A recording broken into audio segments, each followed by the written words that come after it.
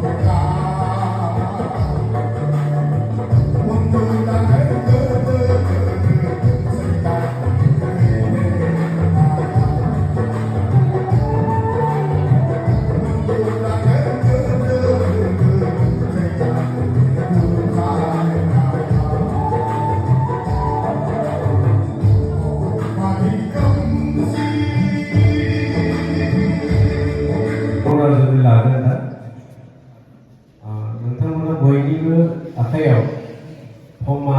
आखायाव गोलैखाबाय दङ मोनखाबाय दङ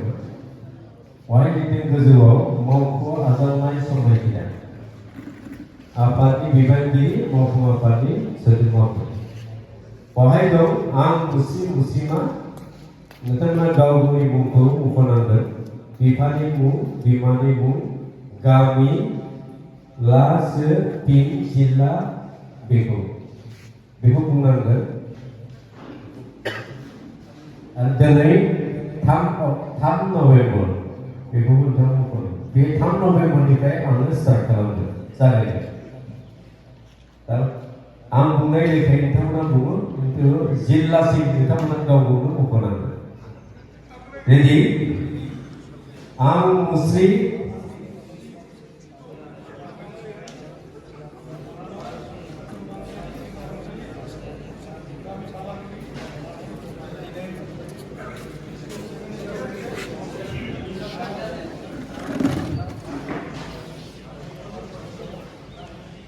दिनै 3 नभेम्बर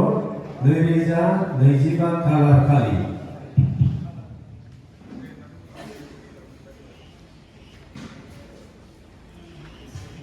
इसोरनि मुङाव समायखिरा लायो दि बर' पिपल्स पार्टीनि प्रेसिडेन्ट बिबानाव महरै बिबान लानानै बर' पिपल्स पार्टीनि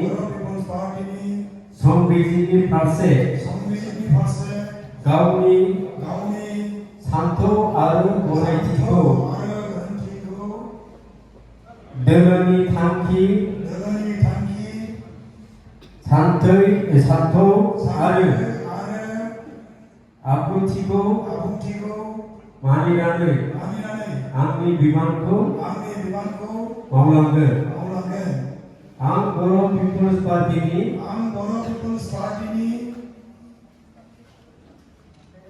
पेरेन्ट्स बडिनि बिबान लानानै संबिजिराव होखानाय गोहो बिटिसि इलेक्सन जाखांबाय सरकार जाबाय